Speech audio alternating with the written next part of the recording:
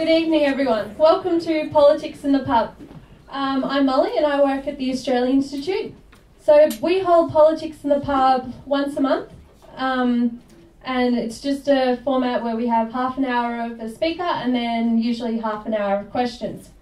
So I'll just give you a rundown of our future events. Next month we'll have Cathy McGowan, and that event will be a late event as well, so that'll be at 7:30 like tonight. And then the month afterwards we'll have Anthony Albanese. Yeah, so we've got a couple of great events coming up. So the best way to find out about the Australian Institute, our research and any events we put on is to sign up to our emails. There's some clipboards lying around. If you happen to find one, then you can sign up, but otherwise just log on to our website, which is www.tai.org.au, and just sign up there. And just a bit of a plug, with the end of the financial year coming up, we are tax deductible, and we do rely on donations to keep going. And now tonight we've got Scott Ludlam, the Senator for WA. So Scott has made a name for himself by championing the rights of whistleblowers, defending the NBN, opposing internet censorship, and pursuing a sustainable agenda for our cities. Just a month after securing a second term in the recontested WA Senate election, Scott will talk about the new Senate and the challenges it poses. So, yeah, he'll talk for around half an hour, and then you can have your questions. Thanks.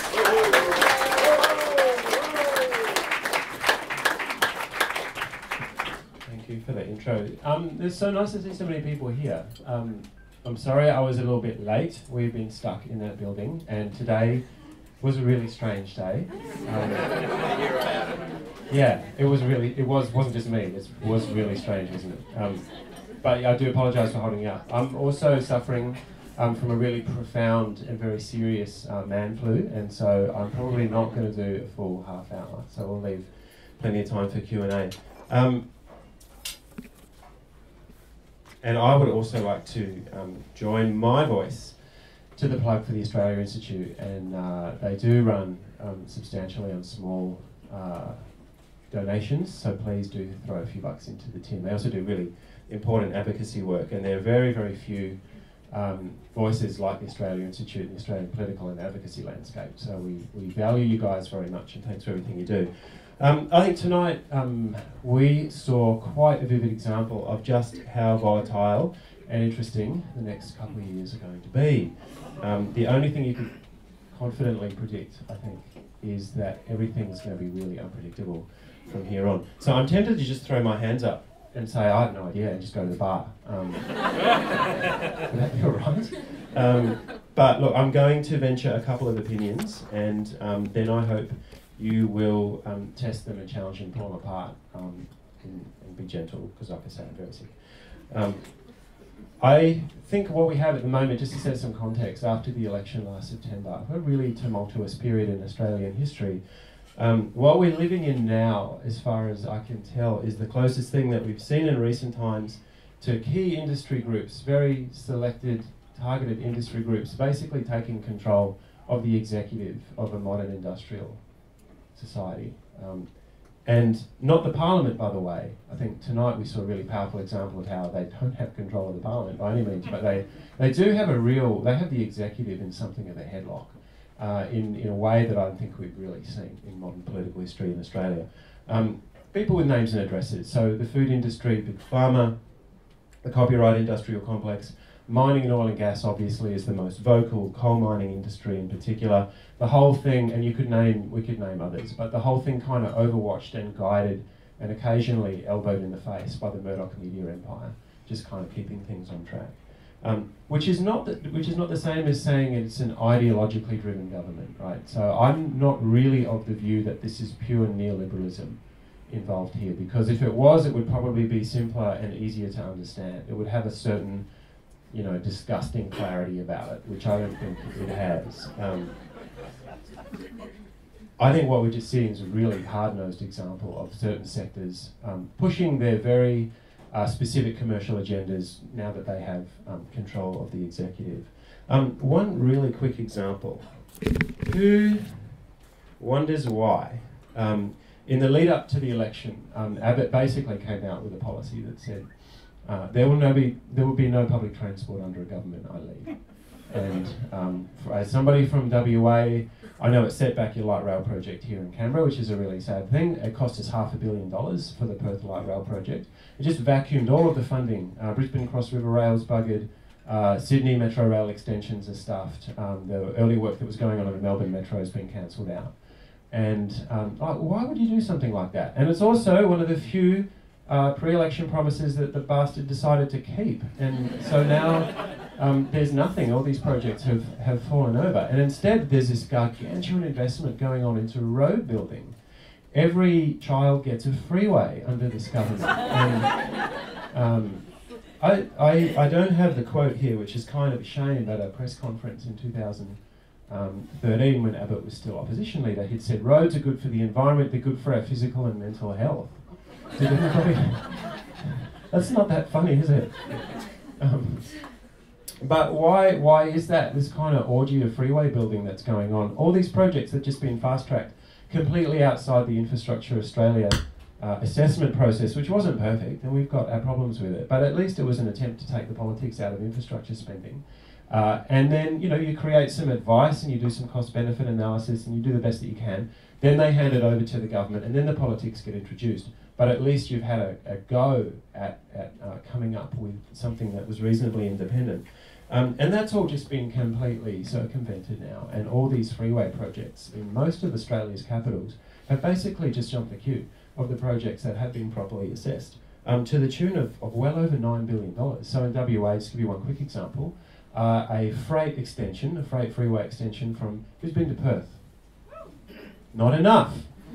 But from Perth Airport, basically all the way to North Fremantle, for those who know the geography, quite a decent stretch. This kind of freight superhighway with no traffic lights from the airport to the container port in North Fremantle, $925 billion. The cost-benefit analysis they won't release because that's commercially sensitive, which is kind of funny. But they pronounced that it'd have a 5-to-1 benefit-cost ratio. Amazing what you can do when you don't have to release your underlying assumptions. It smashes through a wetland, part of town that I grew up around, and it's been fought for 20 years. It's a completely dopey project. The bureaucrats have just been told that, hang on a second, this thing appeared out of nowhere and suddenly we're funding it. Know nothing about it. They know absolutely nothing. They don't even know whether the freeway was elevated or on the ground when we asked them an estimate a week or so ago. This is happening all over the country. Anybody from Sydney will know a little bit about West Connects. In Melbourne, it's the East-West Tunnel. Catastrophically expensive projects as well. It costs a fortune to bury a 4-lane freeway. Oh, this is simpler. Can I get a beer now? Can you hear me up the back if we just bear with? Oh, shit. What did I do?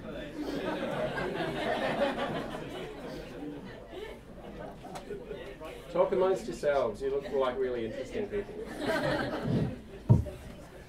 Did I do that? Okay, so not to labour the point, the three big ones, this is just real back of the envelope stuff. The three big engineering and construction companies that build the freeways in Australia since 1998 have invested $1.8 billion in donations to the Liberal and National parties. And 1.8 billion with a B. That's since '98, so it's a decent stretch of time. These are big companies making big investments, and hasn't it paid off beautifully? Because the $9 billion of Commonwealth taxpayers' funds are now just going into these roads, some of them which will then be sold, so that the companies can continue to make a profit. So that's a reasonably good return on investment, isn't it? So for ideology, it did it again. Yes. Is it a battery? It might be the battery if it keeps going. I'm just going to talk really quickly. For any kind of ideology or unifying policy, you don't actually look to what they took to the election because there was stuff all there, apart from what they proposed to pull apart. You go to the Institute of Public Affairs, because they had done the thinking. They had done very deep research in thinking about what kind of agenda they wanted to hand off should they be asked. And yeah, it's done it again. This isn't really going to work. I'm just going to try and project and shout, and if you can't hear me... Yeah, I know, but it just keeps wigging out. I'll do my best. As far as an ideology or any kind of unifying sort of thought leadership about what this government represents, it's either the IPA's hit list of 100 odd things, I've had enough, or these kind of random spasmodic announcements. So the whole Knights and Dames thing, that wasn't on the IPA's list. They probably didn't see that coming either. But a whole lot of really hardline, quite neoliberal ideas. I'm sorry. I'm not sure what to do about that. I wasn't intending to shout my whole thing. Scott, how about you sit here? No. That would be weird. Keep on going. Let's just make do, and I apologise. No.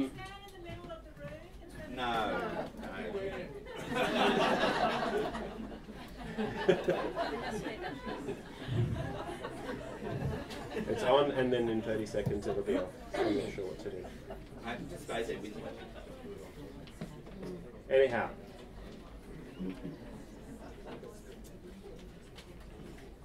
Shall we move on? So the other weird thing about the IPA's list, which provides, if you like, the kind of unifying theme for what these people are up to with our country at the moment, is that certain really important sections of it are being ignored. The IPA is dead against internet filtering. They're actually strongly against data retention. You know that whole freedom thing? Like freedom from arbitrary mass surveillance of the entire population by the security industrial complex? That's interesting. But there's 3 items on the IPA's hit list of 100 that are being not only studiously ignored but actually practically violated right as we speak. So it's not simple and clear cut. What is really, really funny and interesting and is giving me hope at the moment is that they don't appear to be very tactically smart. And if they were, they'd be more dangerous than they actually are. And I'm hoping this isn't just dewy-eyed optimism, because we've taken a flogging in the last 6 or 7 months. By we, I mean kind of all of us, the whole country. But actually, this government's in really serious trouble, and you could see the fingerprints of that on opinion polls, but also the fact that they've picked fights on multiple fronts at the same time. Some of them obviously very targeted and premeditated, and some of them almost like you accidentally elbowed someone in the face that you didn't need to, and just creating whole new categories of enemies that are now lining up. And in a sense, you can read that in the fact that they are now in very, very serious and deep trouble with passing about 3/4 of their budget. And that is something that we didn't see coming either. That you would be... It's just like a PC. It just needs turning off and on again. There's signs of defiance that are basically everywhere now. From Bentley, and I was really fortunate. I thought we were turning up to get pepper sprayed in northern New South Wales, and instead we were there for the celebration against coal seam gas company that wanted to drill on a bit of land, on some quite valuable farmland. Where else did I have? To the boardrooms of the Clean Energy Finance Corporation. Hockey wrote to them from opposition last year and said, because we will soon control your budget and we will soon be in charge... Oh, bless you. No, it's just a recording device. So I'm going to speak into this and then you can all listen to it later. 2 double X. It's a little bit arduous, so thank you for bearing with us. Hockey wrote to the CEFC from opposition and said, I want you to stop investing. And they wrote back and said, our Act says we spend $2 billion a year, sunshine, and that's what we're going to continue to do. Even more powerfully, they continue to do that from government, and they're doing that to this very day. And this is an entity that tonight, by the grace of Clive Palmer, they may stay in business all the way through the one and only term of the Abbott government, and that's really something, isn't it? Yeah. So spanners in the works all over the place, and so what I think they're seeking to do is quite urgently change the subject. The missing plane worked for a while. Remember how Abbott kept jumping up and announcing how they'd found it? Yeah. And they kept not finding it, which meant that he could do it again in a week's time. The horror that is unfolding in Iraq and Syria, where you've got a full-scale civil war spilling into a part of the world that was deeply destabilised by the invasion that we participated in 2003. That's now, believe it or not, this horrific honeypot of terrorist extremists who are too dangerous even to be incorporated into Al-Qaeda that we helped spark is now being seen as an excuse to stand up and look very strong at national security press conferences. And refugees in particular are being blamed for everything but increasing traffic on Parramatta Road, to this now cynical and I think utterly evil and corrupted twinning of the subject of jihadists coming back into the country and people fleeing the Iranian secret police or torture in Sri Lanka. And that also allows you to stand up next to a guy in a naval uniform looking extremely tough. Have you noticed that? Anything but the budget. We want to talk actually this week about anything but the budget. No. It's really difficult. I'm sorry, but I'll maybe, can you not come a little bit closer? This is awkward. And just lastly, the media reforms that Rupert is so keen on might also be very difficult to carry out, just because the media corporations, perilously few of them, those that we have left, are actually quite conflicted. If you give Rupert what he wants, you're going to pick a fight with Kerry Stokes and with Seven West. And so even that appears to be jammed up and quite conflicted. I'm not going to dwell on the mess they've made of the NBN because that would just make me sad. But obviously the ABC is something of a soft target, and that's where we're, and SBS, that's where we're going to need to step up. The only thing that is going to save those guys is community outrage. The idea that you would paywall iView, for example, and effectively outsource everything. The ABC does outsource quite a bit of its production work at the moment, including some of its most loved products, like everything that Denton does and a bunch of other stuff that's you know, pretty precious to ABC viewers. A lot of that is outsourced and not in-house, but the proposal now is to effectively privatise the production capacity of the broadcaster and start paywalling the website. And can you imagine why its competitors might want them to start doing that? And that goes right back to this is not ideology, this is very cynical exercise and manipulation of a market while you have the executive under control. So, the climate context, which I guess is what, from my personal point of view and for the Greens team, is really the big one, because if we stuff that up, and we're stuffing it up pretty badly, we lose everything. And so that's really one of the main motivators for the work that we do. Saving the furniture, preventing backsliding. Like if you have a climate denying executive in a major industrial company and you manage to keep something like the CEFC, the Renewable Energy Target, maybe the Climate Change Authority, and goodness knows exactly what he means to do with the carbon price. You manage to keep that. Thank you. How is that? Should I kind of wind back 10 minutes and start? No, I'm not going to do that. If you manage to keep the furniture, which appears to be what might be occurring, then you could kind of call it a draw. Because what's happening, I think, and one of the most exciting and optimistic things that's occurring at the moment, not just here but around the world, is an economic tipping point between the clean energy sector and the black power incumbents, who have a 100-year head start of taxpayer subsidies. Like all the coal-fired power stations in this country, the older ones, were built by taxpayers because we like electricity, and that was how you built an energy sector. And I'm presuming on the East Coast the gas industry is the same, but in WA the gas industry benefited from billions of dollars in subsidies, putting the pipeline from the Northwest Cape down into Perth, again in the public interest, because that's what infrastructure is, that's how it's traditionally been done.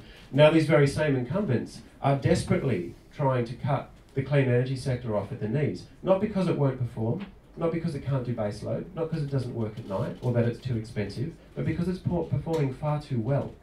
And again, really hard-nosed economic calculus going on there, that you suddenly realise that the coal-fired power station that you thought might be generating a profit in 2050, A, it's going to be sited under 3 feet of water, B, nobody's going to be wanting your coal-fired electricity because we can do it much, much more cheaply from the infrastructure that we built a decade or so before, and then guess what? All the fuel was free.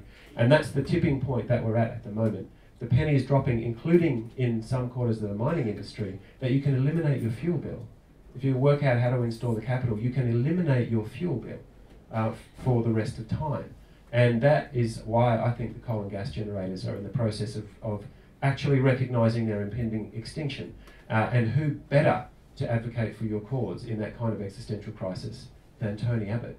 That's what's occurring here. And so if we are in a position in this, as I said, volatile and extremely unpredictable parliament, to be able to hold on to that, hold on to what we've got, so the industry here can just keep charging ahead. $2 billion a year investment, which is leveraging about a 3-to-1 ratio of private capital into large scale, the next generation of renewable energy plants. It's a real game changer. If we can manage to maintain that through this next period of government before we throw them into the dustbin of history, then that'll be a powerful thing indeed. I think we're going to need to seriously build a movement, and Abbott, not in the way that he intended, obviously, is a unifier. He's a unifying, this government is unifying people. And we need to make the most of that and link arms with uncommon enemies, including, probably in the CEFC vote, the coal billionaire who's wrecking the Great Barrier Reef. If we can use those numbers and swing those numbers to save these important things. Building a movement means continuing to work with everybody from those crossbenchers in the Senate whose votes will hold so much sway, to homeless people who, you know, effectively I think the net impact of this extraordinary, appalling and hostile budget that the government's in the process of attempting to pass, the net impact will be vastly increased numbers of homeless people. People who just simply fall through the cracks, fall through the bottom rungs of the ladder when they're plucked out from under them and can't get back up. And we're working with people in Western Australia and elsewhere to bring their voices forward, and the people who are being made invisible and subjected to move on notices and basically just pushed out of the way, actually to have their voices heard in the debate. What the budget means is a lot more homeless people. People like us, that can happen to anybody. The guy we're working with in Perth at the moment sleeps in his car with his 16-year-old son. He's diabetic. His health is not that great. He used to do ICT in Parliament House, just up the road from here. And his life's been wrecked by losing access to a home. So bringing those voices back in, that's what this budget actually means. It is not anything that you could really see in the 100-point plan of the IPA. It means people being made homeless, and we are better than that. In terms of building a movement, I guess, just in closing, the WA election was our attempt to try and do that. We were given this really unique and in some ways unforeseen opportunity to have a bit of a go-around, because legally for a period of, I think, of about 3 days until we had the recount appeal, we'd lost that Senate seat in Western Australia, which would have made the numbers that much harder for all the various things that we've got to try and hold and protect in the next parliament. Being given an opportunity to rerun that with people's minds focused on the Senate, which is really unusual in its role as a House of Review, with people's minds focused on just one state, and with great respect, in fact I guess you find that here as well, the politics of federal election campaigns don't tend to be dominated by issues in Western Australia, believe it or not, and probably not in Canberra either. It's dominated by, you know, Sydney and Melbourne. So having that clear air and people going, actually, so there's no threat of change in government here, so I can be a bit independent with my vote, and oh my God, these people are awful. They're awful. I might not vote for them again. Gave us a chance to build a movement and to build a lot more campaigning structure and become a bit of a stronger fighting organisation. So, the last thing I'll say, I guess, is that we need to look a little bit beyond the next election and not try and stitch some kind of feeble centre-left coalition together to just muddle through until the Conservatives try and wreck it all again in 10 years' time. I think we need to make sure that on the next election, not only does the government get thrown out, but the very ideas and the very platforms that they have so successfully prosecuted are thrown out. I don't think it should be possible in Australia in the 21st century to win votes by saying to the refugee, as I believe Mr. Morrison has gone and done today, there's a less than 50% chance of you being tortured or murdered when we send you back to Iran or Sri Lanka or Afghanistan or Iraq, then that's what we're going to do. You have to prove that there's a more than 50% chance of that occurring. Otherwise, back you go to Iraq. Back you go to a civil war that we helped provoke. I would like to think that by the time the next election rolls around, those kind of politics are no longer able to swing votes of Australian people, who I basically believe are decent. Nobody wanted to see people drowning, and nobody wanted to see boats breaking up, but God help us, we must be able to do better than this. So I think the best thing we could achieve at the 2016 election, or who knows, maybe a double D sometime sooner than that, is that it's not possible to elect a climate-denying Prime Minister in this country ever again. Thanks so much for your patience.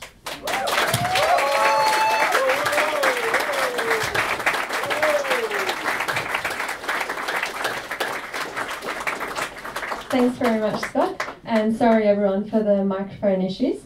So now we're on to questions, so just raise your hand if you have a question. We'll start down the front. Scott, just running with you to give us a bit more detail about what happened this afternoon over the carbon sort of legislation. I was hoping you weren't going to ask, but all right. That's what we're here for. Okay. Look, as far as we can tell, there's a reasonably unambiguous commitment to save the Clean Energy Finance Corporation, to save the renewable energy target, or at least not allow it to be scrapped entirely. Those are the two policies that really provide the most direct industry support. When you ask the wind generators or people trying to build solar concentrator plants what they most care about, they, from a business perspective, they don't actually care as much about the carbon price, because that's the government, raising the revenue is the government's problem. What they really care about is the renewable energy target, because that has just rolled quite an even and reasonably predictable price signal across the whole industry. And they really care about the Clean Energy Finance Corporation, because it brought financial literacy into the market, to take things that the banks would just go, that is way too risky. We have never seen a solar power station a mile across that runs 24/7, and therefore we can't possibly invest in it. The people at the CEFC know how to weigh that risk of those sort of plants. So those two things, even if that was all that had happened tonight, I think would actually be worth raising a glass to. The Climate Change Authority thing, the one that sets the targets, I found his language on that a bit ambiguous, but we're calling it a win. It looks as though we're going to be able to retain that. The idea of zeroing out the emissions trading system, I just find frankly bonkers. To me, it sounds like a massive amount of paperwork and compliance work for no revenue gained, no price signal in the market, and we're just going to have to wait and see what the hell he meant by that. Because there's also some encouraging language about using the architecture of the existing scheme. Maybe we won't repeal it, we will just set the price to zero and wait for, I don't know. But I think more significantly, and here's how we should gauge whether it was good news or not. Greg Hunt looked like he was being forced to eat a large and really distasteful sandwich of something tonight in his press conference. I'm just going to call it a win.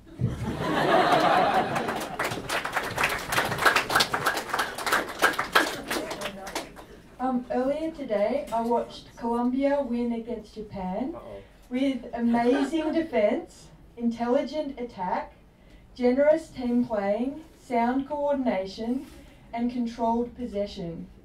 Is this a cue for the honest police such as yourself representing the Australian community in Parliament? That's such a sweet question. Can I just say yes, and then kind of shamefully admit that I've watched absolutely none of it, except apparently Australia was brilliant and lost at everything. Is that what? Is that kind of what happened? So courageous, 0 for 3. But thank you for your words. That's really sweet. Sure, are we happy to? You happy to run the mic? Yeah. So we've got one at the back here.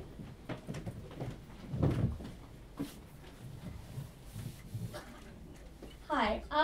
If you had have asked me 4 hours ago who Al Gore would have flown to Australia to talk to, Right. Clive Palmer would have been at the bottom of the list. Discuss.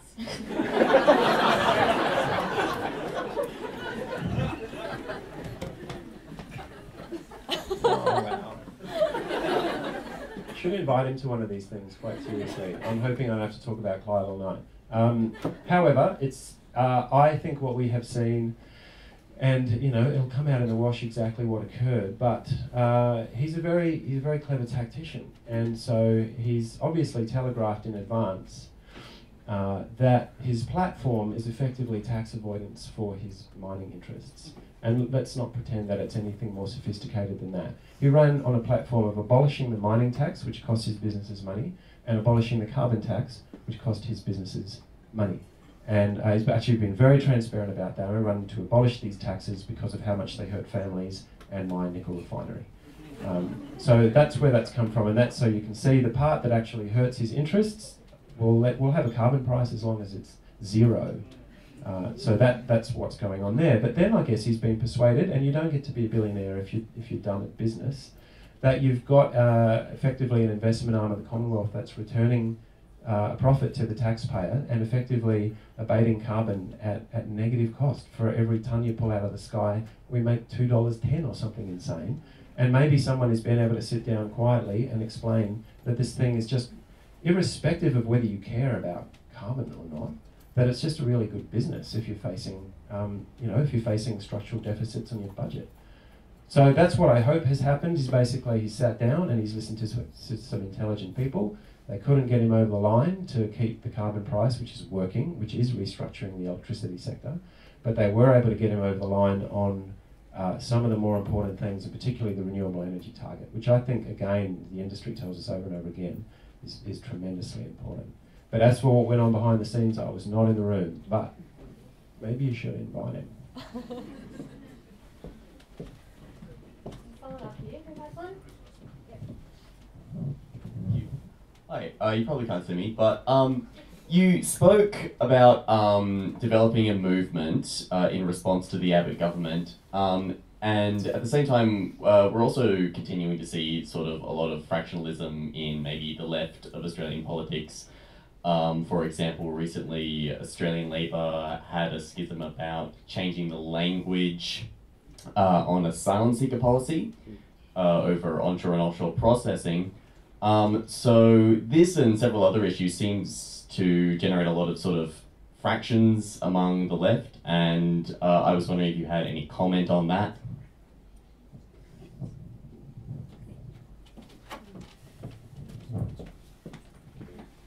It's probably best for me to not comment too much on the internal politics of the Labor Party, although I'm glad there are still people of good heart in there who are raising the issues of the kind of horror that has been unleashed.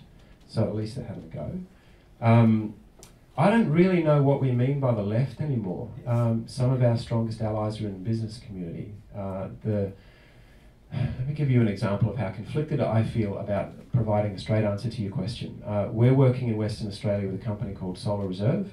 The guy who runs it out of California, or one of their senior vice presidents, is a former US Navy SEAL, not a traditional green ally you would have thought. Really hard-nosed capitalist, he's run his life in US capital markets. They just set up an offshoot of this company in WA. They think probably their first really serious market, and these guys build solar concentrator fields, like power stations a mile across that can run 24/7. Completely changes the game because it's not small. It comes in large, utility scale solar plants. They're building one at the moment. In fact, they're in the middle of commissioning it. I know this is a bit long-winded, but I love talking about this stuff, so sorry. Commissioning that plant in Nevada, and they've built it to provide electricity for the Las Vegas peak demand, which peaks at 8 p.m. And so it's a little unconventional, you'd have thought, to build a solar plant to power a city that is peaking at 8 o'clock at night, and that's what this kit does. And the costs are coming down so rapidly. I think that's one of the things that the coal and gas industry is just totally seeing the writing on the wall. And the market in WA is going to be the off-grid miners. This is kind of what I was alluding to before, who just look at the balance sheet and go, shit, you've eliminated our diesel bill. Where do we sign? So that guy's my ally at the moment. That company is our ally. I don't know that they are from the left as such. I think when I mean unify and create a movement, I mean actually everybody. Everybody who doesn't want the coastlines to have to be redrawn in 20 years. Left, right, centre, socialist, communist, capitalist, I don't care. It's kind of all hands on deck a bit, isn't it? Good evening. I don't want to keep flogging the same horse, but I guess speaking about Clive Palmer as a tactician, and so this isn't about the policy, let's forget about that. Speaking about him as a tactician and his thus far remarkable success in politics, what do you think the Greens can learn from, I guess, his party and himself about how to get elected? You cheeky bugger. Okay, let's start with the obvious. I would like $6 million to run a TV campaign. I wish I could carpet bomb people with TV ads. So yeah, the Australia Institute is obviously soliciting donations for hosting this wonderful event, and so am I, because I need $1 million to put on TV. But it's not, that's a little bit of a cheap shot, isn't it? Because there's a lot more going on here. It's probably the least interesting element of what's happening here. What you're seeing, I think, is a quite historic shift in Australians' voting intentions. The population ages as the political parties come unmoored from their historical beginnings and their historic stories. And so a structural decline in the vote of the Labor, Liberal and National parties kind of starting to unroll 15 or 20 years ago. In WA, which the Liberal Party behave as though they own that state, their vote has collapsed from 50% a decade ago to about 34% today. We knocked another 5% off them in the by-election. You know, that's just a slow motion collapse. That's a trend. And the Labor vote's doing the same thing. And so the Greens are grabbing the progressive part of that fallout of people going, you know what, I don't know who you are anymore, I can't vote for either of you. And Palmer is picking up the other part. But I find it very difficult to categorise, to be honest.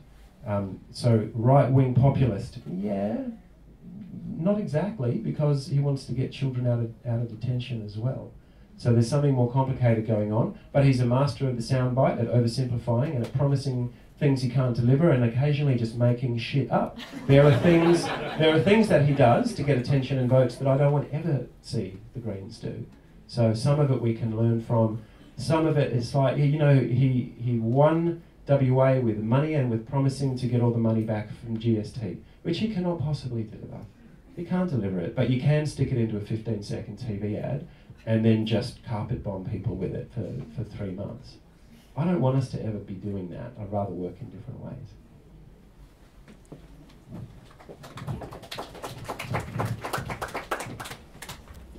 Scott, I'd like to ask a couple of questions quite unrelated to each other. First one, the Greens have made a decision apparently to oppose the indexation of the petrol excise. I can confirm that. And I'd like you to give us the benefit of your analysis of why that has happened. Yep. That is one area where, the Greens are now being attacked by the government for having no principles, for having made that decision. So I'd just like you to comment on that. Okay. The other thing is, in relation to the government's attempt to change the Discrimination Act provisions. Oh yeah. 18C. 18C. Can you? My sense is that the government is wanting to buy off the Jewish vote on that. That's by working changing the language in relation to occupied land in Israel, in the Palestinian territory. Okay. I feel like I'm going to be able to be a bit clearer on the first one than the second. So on the fuel excise, yes, you read that correctly. We made a decision to oppose that. It was quite difficult, and I feel quite conflicted about it. We unambiguously support raising that, like increasing fuel taxes and then rolling that money back into alternatives. And that's the way a price signal is intended to work in the sort of economically pure sense, is if you want to increase the price of something to force a change of behaviour, which is a pretty common economic tool, and it's effectively what we're doing with the Clean Energy Act.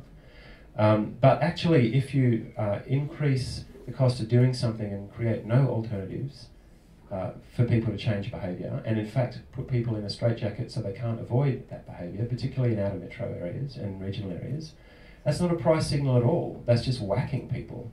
That's just the definition of a regressive tax.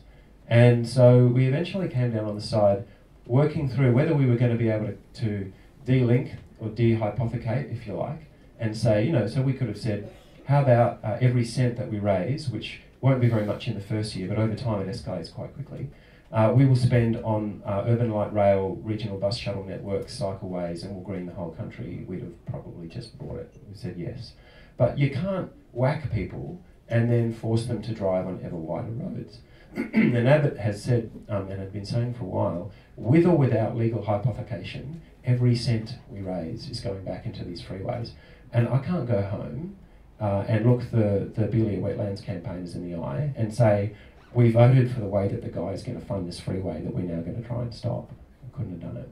So I recognise that it might not be utterly pure, but I'm going to be pretty comfortable when we knock that thing off. For the time being, let's revisit it when we've actually got some decent planning and public transport back on the table. Absolutely, let's revisit it. Got to give people alternatives, otherwise it's just not fair. Oh, the second one, sorry, 18C in occupied land. Two really disgusting, horrendous debacles don't cancel each other out, in my view.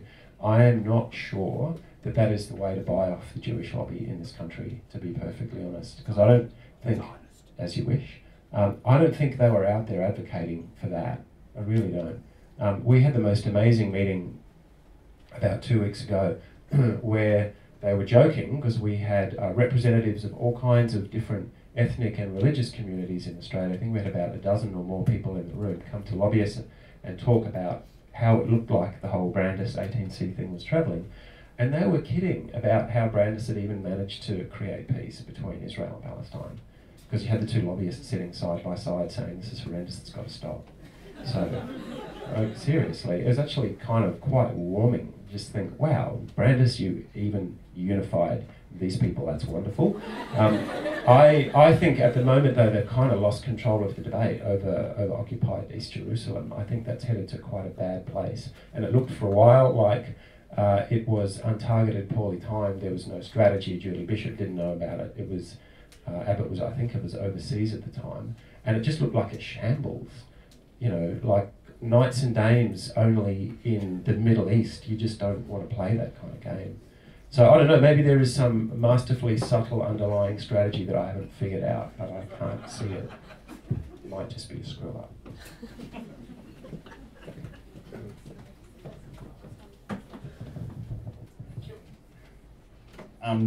Hi. To be perfectly honest, the TPP scares the shit out of me.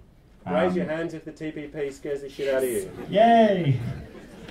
With no information about what is actually being discussed, with everything being done behind closed doors, and with very little information on the internet, what are we as citizens supposed to do against it? Apart from running into Parliament and screaming our lungs bloody. I wish more people would do that.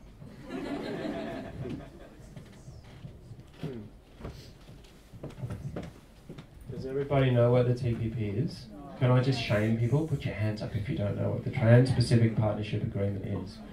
That's actually really good, because I reckon if we'd asked that same question 6 months ago, probably 80% of people would put their hands up. But I'm a bit optimistic about this one actually. It scares the shit out of me, like the written draft text that we know exists, we only know of because a whistleblower handed it off to WikiLeaks and they published it. So we've had 2 iterations of the IP chapter, which is clearly just being written by the big Hollywood studios. And we've got a draft of the environment chapter, which doesn't actually have very much in it about the environment. And apart from that, we're completely operating in the blind. One of the things that this instrument does, and we shouldn't call it a trade treaty, it's just an investors' rights treaty. I don't know that there's any simpler way of putting it than that. It's being written by global investors for their own benefit.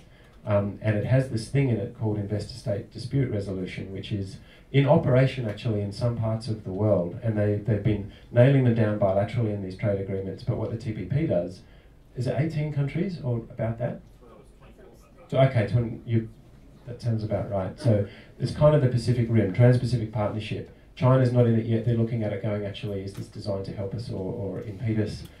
Japan, I think, is kind of on the margins looking into it. It's being driven very, very heavily by the United States government. And Australia's just kind of flopping along behind them, adopting their negotiators' positions as we do. But one distinction that we should draw, if you've looked at the draft chapters, the markup, because it's all got track changes. You know, like when you let a Word document go with all your edits in it, go, oh shit. But they've published those. So you can kind of see whose delegations are running which arguments.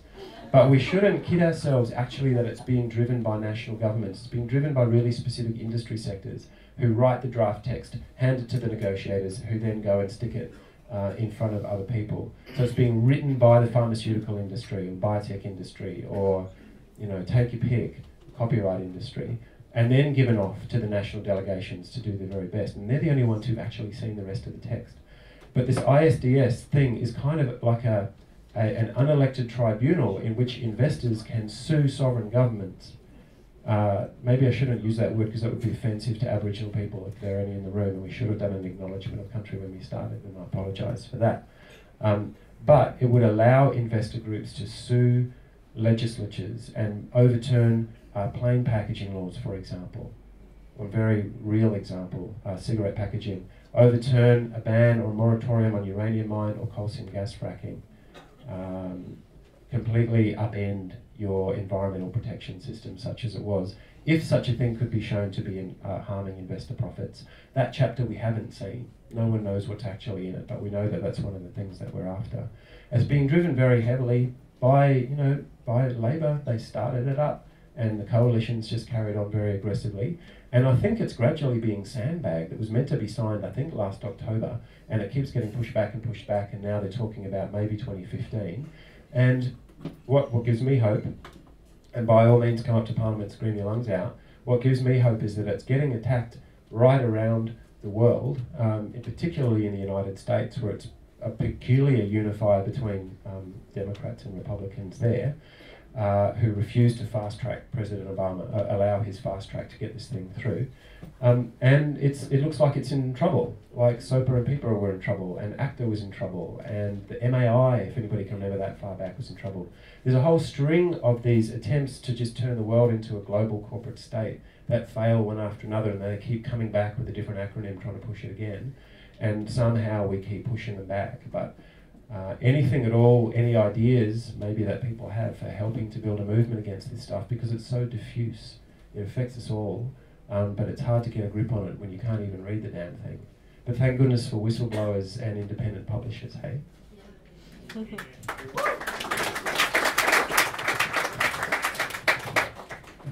So the phone hacking trial just concluded in the UK, with Andy Coulson being convicted and Rebecca Brooks going free. I just wondered what you thought about what that means for Murdoch and News Corp in general, globally, and if it will have any effect at all. I'm going to have to kind of pass. I haven't read the judgment yet. I haven't got my head around the detail of how on earth she managed to walk out the door. There's something really there's very interesting backstory there, obviously. I've been surprised by how little it's hurt them here as it is. That something that repulsive and illegal could have been occurring for such a period of time. That's obviously completely changed the way the British people view these things, and it's kind of really damaged their name. And in Australia, I don't know, we just kind of sailed on through. So, as I say, I'm going to kind of have to pass. Do you have a view? Because I'll give you the mic back if you No, I'm not joking. Go on. What do you think? You have a better view than me. I just kind of think that, the fact that she walked away and was managed to get out of it really shows how much Murdoch will go to protect those people that he deems to be special enough. And there's been rumours that now, if she walked free, she would be sent over here to run News Corp in Australia. Fantastic. which would just be, imagine, say Daily Telegraph and how it's going to go. Do you think it could get worse? Like, could it actually get worse? I think it can always get worse. If there's a challenge, I think they'll take it. But no, it just kind of scares me a little, the fact that she could get away with it, with what seemed to be the evidence against her. But I think now Scotland Yard want to talk to Rupert himself again, don't they? So that's exciting. That's a thing. So we're going to have to make this the last question. Sorry everyone else who had some. Sorry everyone. Scott, I was hoping to get any reflections you might have on the prospect of electoral reform for the federal parliament. What you think worthwhile electoral reform might look like, and whether you think there's any prospects of it given what's happened in the wake of the last couple of elections. Yeah, sure.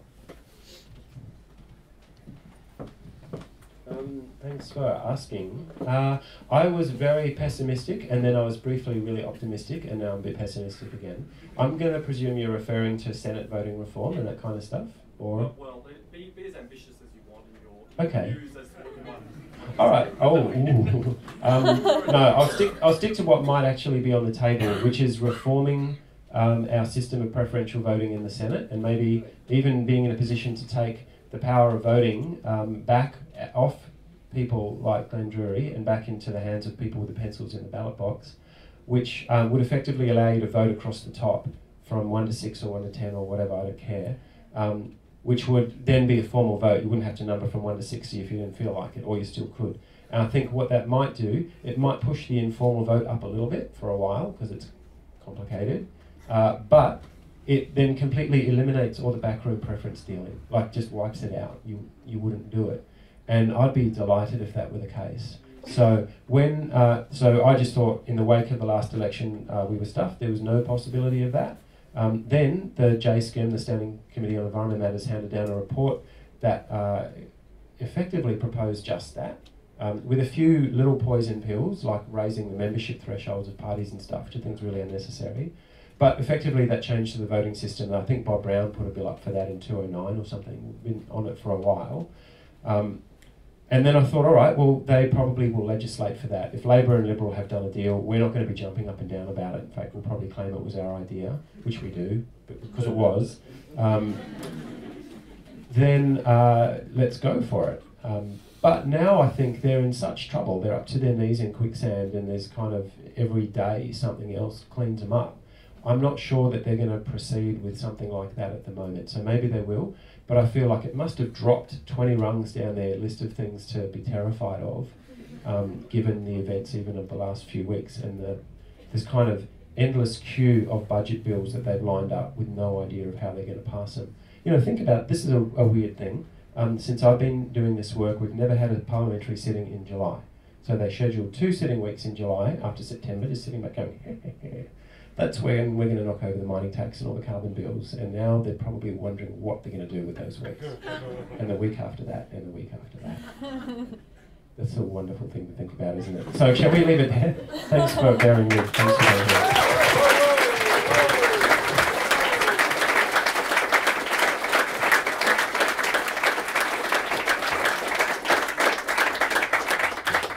Well, thanks everyone for coming. It's great to see such a great turnout, and there's a lot of new faces as well, which is really good.